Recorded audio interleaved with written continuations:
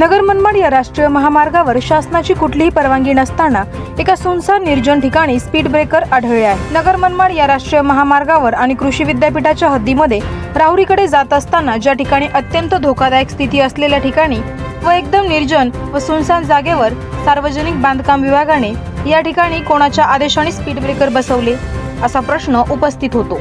हे असे ठिकाणच आहे की यापूर्वी या ठिकाणी गाड्या उलटतात, अपघात होण्याचे प्रमाण मोठ्या प्रमाणात होते, तरी देखील सार्वजनिक बांधकाम विभागाने कोणाच्या परवानगीने या राष्ट्रीय महामार्गावर स्पीड ब्रेकर बसवले।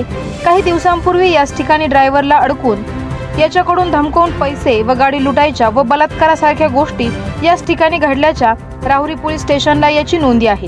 एवढी गंभीर परिस्थिती असतानाही याच ठिकाणी स्पीड ब्रेकर लावण्याचा नेमकी उद्देश तरी काय? यामागील करता करविता धनी कोण आहे? सार्वजनिक बांधकाम विभागाने नेमकं कोणाला हाताशी धरून या ठिकाणी स्पीड ब्रेकर बसवले? PWD व सार्वजनिक बांधकाम विभागाने कोणाच्या आदेशाने हे स्पीड ब्रेकर बसवले याची चौकशी करावी। याच ठिकाणी वळण रस्ता व आजूबाजूला जंगल परिसर, डोंगर परिसर असताना या ठिकाणी स्पीड ब्रेकर बसवायचे नेमकं उद्देश तरी काय?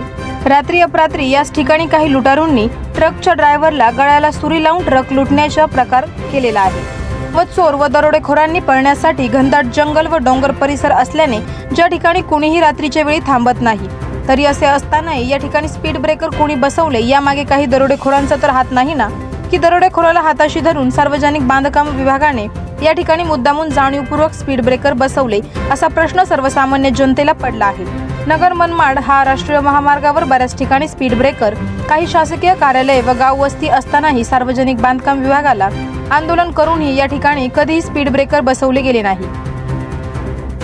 मात्र या ठिकाणी कुठलाही परवानगी व आदेश नसताना या ठिकाणी दरोडेखोर व चोरी करण्याच्या ठिकाणी स्पीड ब्रेकर बसवल्याने अनेकांच्या मनामध्ये शंका निर्माण झाली आहे। नेमके हे स्पीड ब्रेकर कोणाच्या सांगण्यावरून त्या ठिकाणी बसवले याची सखोल चौकशी व्हावी अशी चर्चा सर्वसामान्य जनतेमधून होत आहे। आवाज जनतेचा न्यूज साठी प्रतिनिधी चंद्रकांत जगधने।